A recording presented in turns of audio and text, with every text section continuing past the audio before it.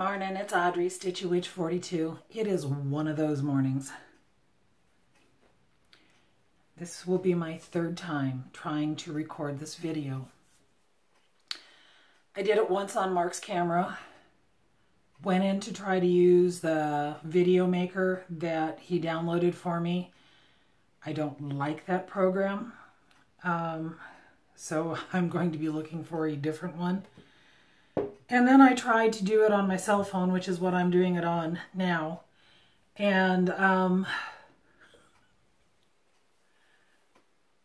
didn't realize that I had cut myself off and talked for about 10 minutes without recording anything. So, yes, here we go again. We're going to try this all over again and see if it works this time. I wanted to share with you today a previous finish of mine,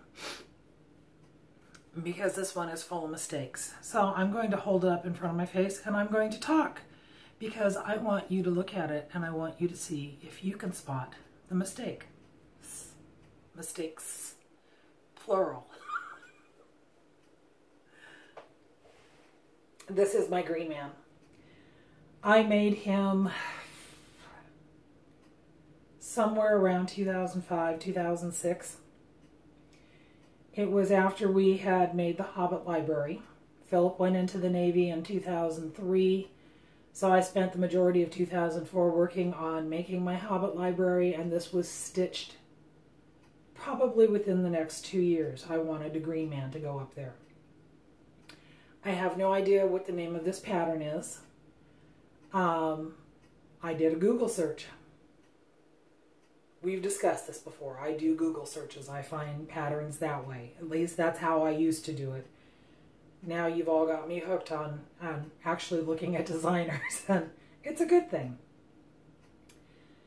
But when I got this piece, I went to Michael's to get my flosses, and they were missing one shade of green. They didn't have it in their set at all. So I went to Craft Warehouse to see if they had that shade of green, and they also did not have it. Not in their set at all. So what to do? At that point in time, I didn't know about local needlework shops. I also didn't know that DMC had floss color charts. So I looked at the variety of colors that I had, and I looked to see what the missing number was. And then I took the two closest numbers on either side of it, and I chose a number that fell in between, thinking that that would work. It didn't. So, bring this up close for you. If you look at this piece, there are mistakes all over it. I think they're obvious, but then I know where they're at. Sometimes mistakes can be a good thing. When Mark and I first met, he wanted to go to a rendezvous for a trade era reenactment, shoot black powder rifles, learn to throw knives, hatchets. I took third place in a cast iron frying pan toss. Mark took note of how far I could toss the frying pan. I've never thrown a frying pan at him. Other things, when we were younger. Anyway, I met a gentleman at one of the rendezvous that we went to, and he had spent many years living with Native Americans, and he had learned to do some really fantastic beadwork. And I asked him if he would teach me how to do beading on a knife sheath. And over the course of that long weekend, he worked with me. And he made me take those beads out over and over and over and over and over again, because they weren't laying straight or they weren't laying tight enough. And when I finally got to the point where he was satisfied with my beading. He explained to me that a lot of Native American craftspeople leave an obvious mistake in their piece because they are mere mortals and they don't want to piss off the gods. Okay. Greek mythology. Athena was a weaver. There was a mere mortal who was also a weaver, and she thought she was better than the gods. So she challenged Athena to a weaving contest, and she won. Her reward? Athena turned her into a giant spider so that she could be a weaver for the rest of her immortal life. She became Arachne. I don't like spiders. I don't like spiders at all. I don't want to be a spider. I will live with my mistakes. So, have you seen them yet? The color that's wrong in here, see these stitches here, these 4 here, and then they're along the nose, and they come up the eyebrows. There's some over here, and here, and here. They're all the wrong color. They're down here. They are throughout this whole thing. If you go out in nature and you take a leaf off of a tree, you're going to find that it's got spots on it. If you see a flower out in your garden and you think, oh, it's perfect, and you look at it and it's got a petal that's curled or misshapen. Even nature isn't perfect. So yes, I have used a wrong color in my Green Man, but I used it consistently in all the places where it was supposed to be, so it has become part of the picture. Not something that you're going to look at and go, oh my God, that's a mistake. I share my mistakes. I make them a lot. Anyway, my Green Man. Made somewhere 2004, 2005, 2006. I'm going to redo the back of it because, yeah, I don't know. Okay. So I have my 2 Mr. Cross Stitch Christmas baubles done. My first one you've seen before. This was made with red 666 and one of the variegated flosses I had found at Goodwill. I like the way that one turned out. I still think it reminds me of peppermint candies. And then the other one, I was talking about it last week, that Dawn Frosty X Stitch on Instagram and YouTube, and Amanda Scottish Stitcher on Instagram.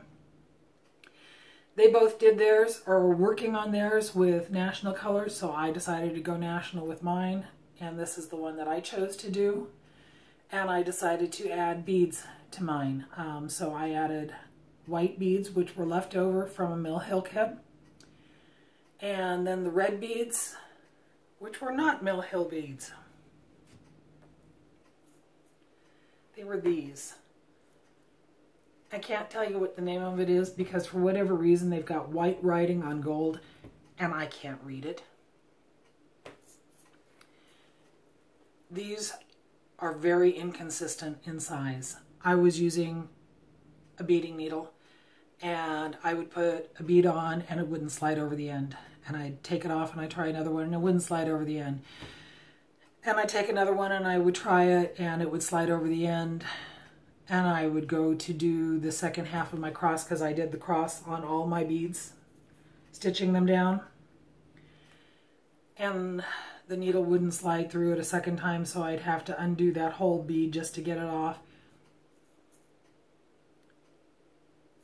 Very inconsistent in size. I don't know what I got these for because they were in my basket of bits and bobs that I have. But I finally found enough to finish them. And so here is my Mr. Cross Stitch Christmas Bauble.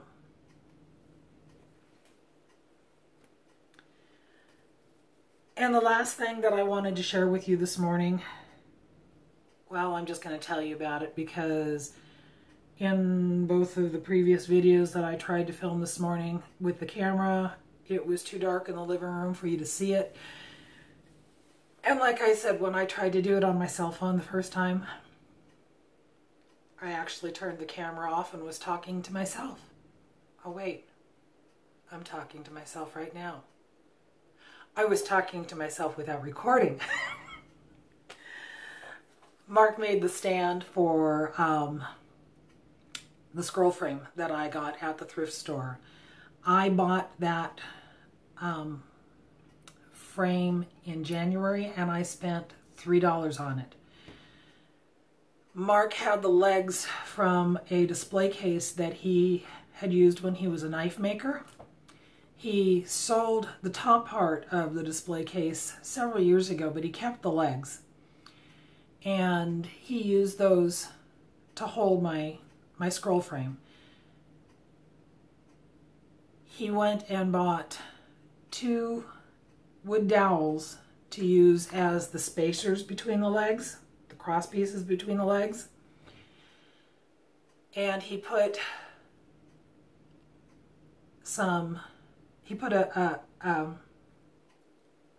a piece of steel tubing over them to keep them apart, because otherwise the legs were going to do this.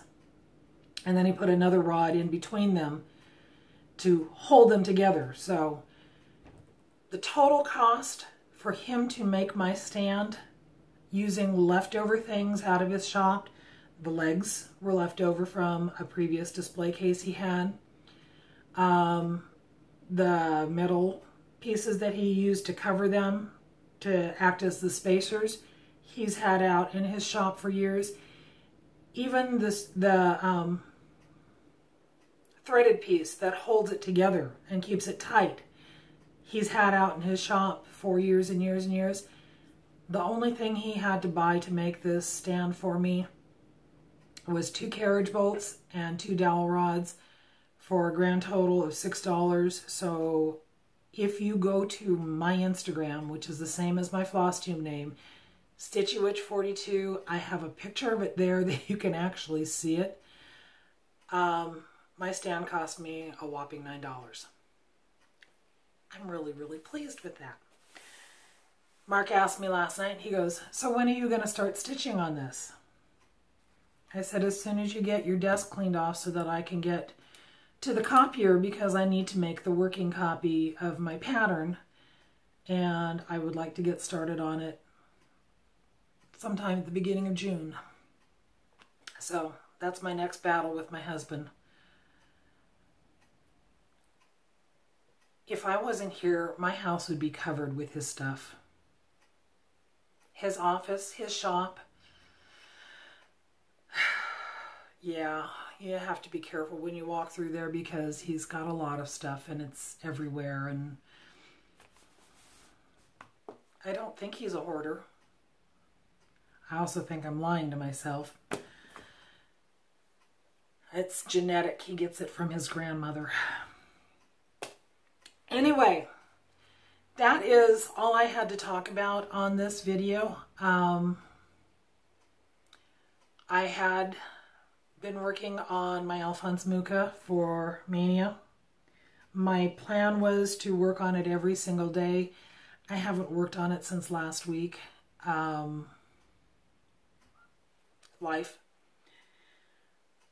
I've still worked on it about 14 days this month, so if I can get a couple more days in, I can meet my minimum of 18 days, which is kind of sort of what I was really, really hoping for. And I am still working on my Witch on Duty. But I realized I've made another mistake. I took it out to move the Q-snap the other day, and I was looking at it and realized I started it too low on the fabric.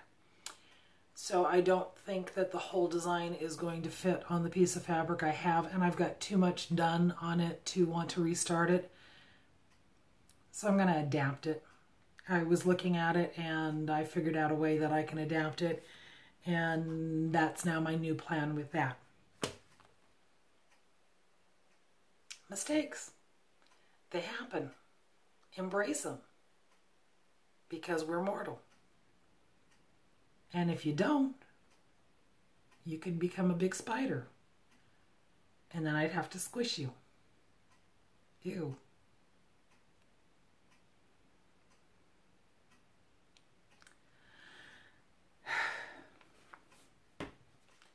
This is as good as it gets, folks. This is as good as it gets. Anyway, I hope you all have a fantastic day. Do the things, stitch the things, be nice to each other. Live long and stitch on, my friends. Bye-bye.